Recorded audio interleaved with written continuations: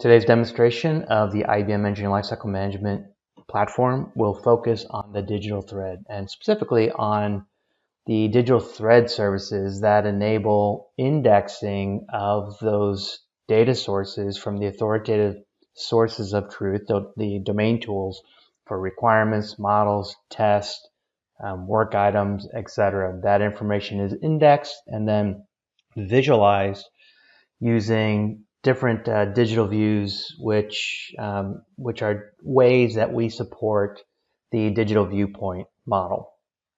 As part of the demonstration, I'll be showing IBM engineering tools and again a third-party tool, Jira.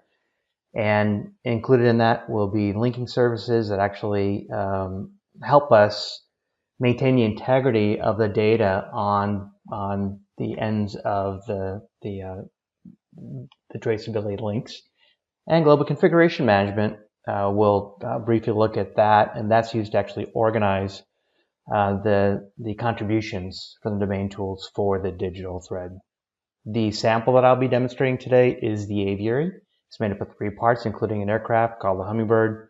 That aircraft collects video and then shares that with other parts, a controller, and with viewing devices. Now, importantly, there's multiple variants in the system. There's a base variant. There's also an Aviary with payload variant. So with that, let's get into the demonstration. This is a view of the Aviary base using global configuration management. And what I see here is that the Aviary is made up of 3 parts, as we saw on the slide. And at the Aviary system level, we have contributions from domain tools for models, tests, requirements, work items here as well. Within the Hummingbird, one of the parts of the system, same thing, same contributions from the domain tools, and then it has parts itself, including avionics, and the avionics contributions also from models, tests, requirements, but also source code. Again, this is being done to support the digital thread, so let's start by looking at a good picture to actually see what a digital thread looks like. And you know what I'll do is I'll refresh this because I want you to be aware that this is not a static image that you're looking at here. This is being gathered based off this diagram template. And this diagram template explicitly says, hey, show me the change request 299, but we could have others that show other change requests, and show me what's linked to it. In this case, Aviary stakeholder requirement, and show me what's linked to that. Aviary systems requirements, and the yellow nodes are different requirements at different levels of the hierarchy. The actual arrows that are going through here, the lines, that is a digital thread. That's linked, that's traceability. So Aviary stakeholder requirements trace to a system requirement, trace to 2 system requirements, actually. I can hover over these nodes, and what I get is a preview window. The content that's in that preview window is being provided by the domain tool. In this case, this engineering workflow management tool that's giving me that information. I've got some, as part of this digital thread, model elements, and here I have a sequence diagram. The information provided here to populate this preview window is being provided by Rhapsody, the IBM Rhapsody modeling solution. And then we have some test case results here, and they're color-coded based off the results of that test case. In this one, for the flight time test, well, that one failed, so that one's been marked as red. I just showed you a graph view, one of many different types of graph views that you can create. Now what I need to do is actually show you how some of those links are created, and to do that, I'm going to dive into 1 or 2 of the domain tools. And we'll start with one of the IBM requirements tools, Doors Next. Let's do that right now. So from the graph, I'll navigate to requirement 4217. That's in Doors Next. And if I scroll down, I can see the requirements in this particular module, or document, as some folks call it. And this particular view I've set to actually show me traceability to test cases. And I can see pretty quickly here that, well, I should just mention that this preview capability, hovering over links, that's pervasive throughout the tooling. But I also see here that there's gaps. So as somebody that maybe owns these requirements here, works on these requirements, I see I have a problem. I might have a dashboard view that actually shows the gaps here as well. Different ways of looking at this. Right now I'm in the domain tool and I'm getting useful information from this digital view here on this traceability. I've got other types of views as well. So there's multiple levels of requirements across the hierarchy, as I talked about. This one is showing the Hummingbird system requirements linked to aviary system requirements. Notice that this says 2 hours here, which is consistent then with the 2 hours over here. And that's why this icon is marked green with the checkbox, because that's link validity. So what link validity is, that's one of the linking services. That's part of the digital thread services. And what that's saying then is, if it's green like that, it's saying, well, the data on the left and the right, that's consistent. And that's what we want. We want consistency. So link validity is helping us ensure the integrity of the data in the digital thread. And the checkbox, well, that just says that, well, we're not sure here. Somebody needs to confirm whether or not this is valid or invalid. Now, if I actually make an edit here, I'll change this to 3 hours. What I expect to see then is I expect that link validity, and it does, it actually changes to the question mark. And now I know that 2 and 3 don't match, so let's mark this as invalid. That's reportable. Somebody's going to see that, and then they're going to have to fix the requirements because they're wrong right now. They're not consistent. The integrity of the digital thread is not there yet, and we can do that with the help of such services. All right.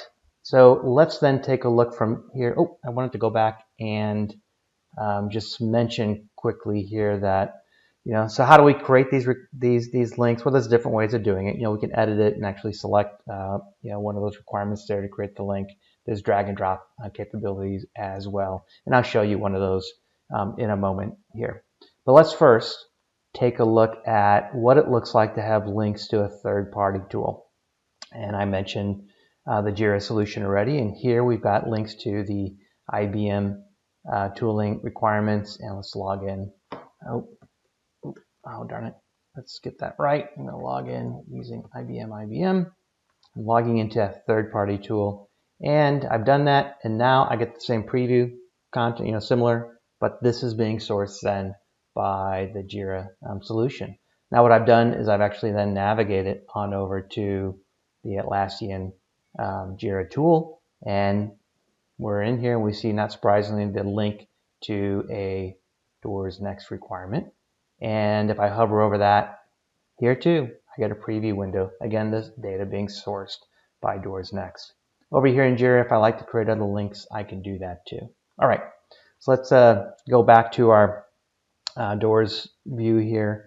And let's take a look then at traceability to models. Now I've got 3 columns here in this view to show different types of links from different types of modeling elements. So at the very top, there's a use case diagram, and not surprisingly, I can preview that. And again, Rhapsody's providing me that. So as the developer of the requirements, the systems engineer, the analyst, whatever my title is, I can see that information without having to navigate on over to Rhapsody. But if I want to navigate to Rhapsody, I can do that. I can click on this. It's a block definition diagram that I just clicked on, and there it is inside of Rhapsody. Now, what I have here then is this name column here. Those are requirements that are actually being that are owned by Doors Next. They're created in Doors Next and simply visualized inside of Rhapsody here. I have a requirement here that is not, I see it's not linked to anything. So there's the listed view of requirements that I have in Rhapsody. Again, simply a visualization. I cannot edit the requirements here. But what I can do is I can create links to the requirements. So we can think of Rhapsody as a downstream tool where I'm creating a link to the requirements. And if I save this, now I can go ahead then and actually see that link inside of Doors Next, that is, the requirements tool, the domain tool. So I've navigated from the modeling domain tool, which is the authoritative source of truth for the model. I'm in the requirements tool, which is the authoritative source of truth for the requirements. And I see that link here. So what happened there? What happened there is one of the linking services, Link Discovery, kicked in, and it's able to see the incoming links and it's visualizing it for me. So again, the person that's working in the requirements, it's great. The link was created in the modeling tool, which is normally where it's created, but I can actually see it. I can see where there's coverage. I can navigate to that if I need to. I can use that in different types of reports. Let's then take a look at where we are. We've looked at a graph view. We've looked at actually creating some of the links inside of our domain tools. And at this point, I want to go back to the digital views here to really now look at more of like automated traceability reports.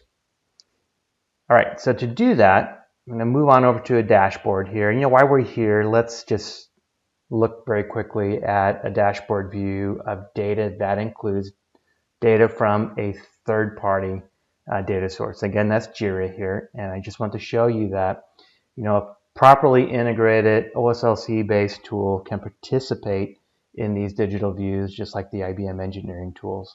So we've got a table view here created using our report builder, which is part of the digital services, and we've got these graph views that are provided here as well. Now, what I wanted to do is actually take a look at the DO-178 traceability tab.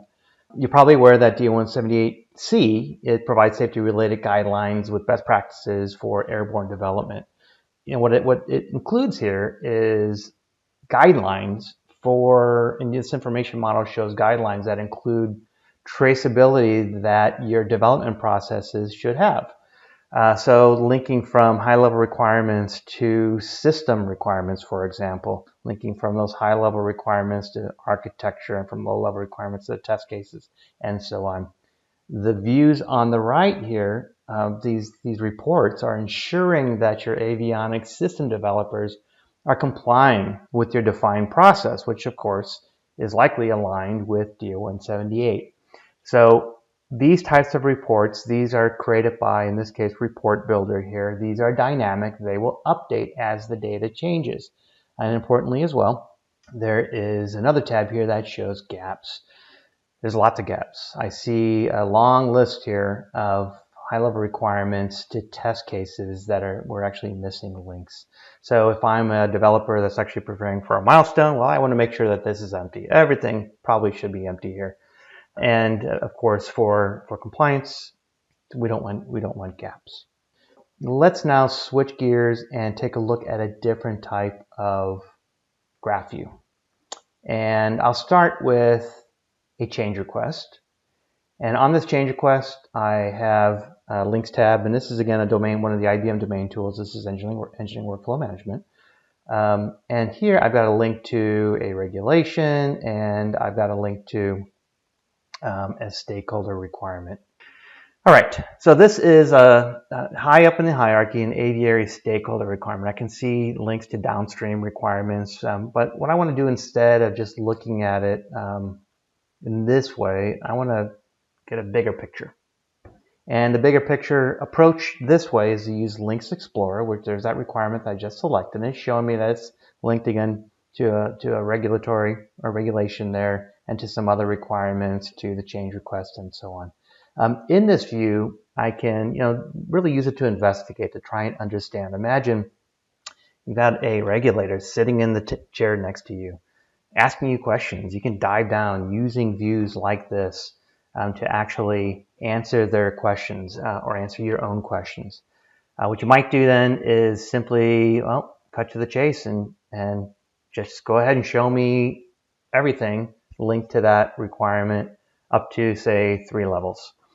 So we can do that, and I can navigate on down, and what I see here is just like in the other places of the solution, the ability to preview, add links to requirements. I can come and update the link validity mark if I'd like. So that's a nice capability, certainly an important capability that's very popular with our customers. And then there's different ways of viewing that information as well. At this point, what I like to do is take a look at variation.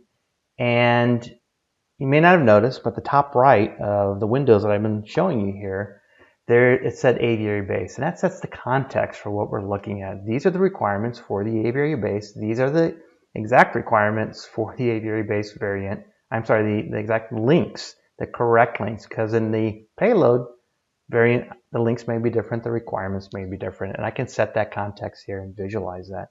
Now, as I click on the tabs here, you can see the top right that changes. Now, including on this graph view here, by the way, that I showed you earlier. Now, what I'm going to do then is switch over to the aviary with payload. And what you see here is contributions from those domain tools for the payload, aviary with payload, for model, testing, requirements, and so on, and for the Hummingbird as well.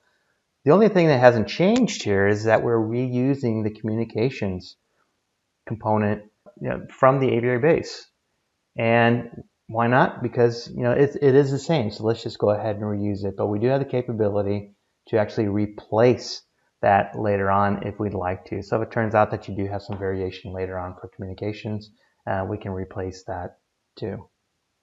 So within the tooling, within the domain tools, there's different capabilities for seeing that variation. I think that maybe the easiest one to show you in the short time that we have today is to come in here and select from our shared view library.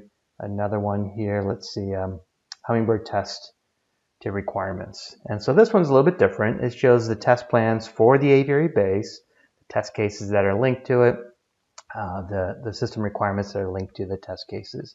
And what I can do is what I will do here is to show you that we can see those differences in that variation. I'll just do a graphical compare of aviary base with aviary payload.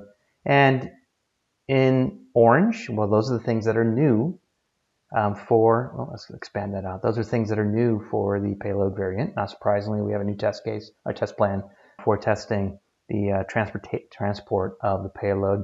We've got new test cases, a new requirement, and then we see that things that are unique to only the aviary base in this particular comparison.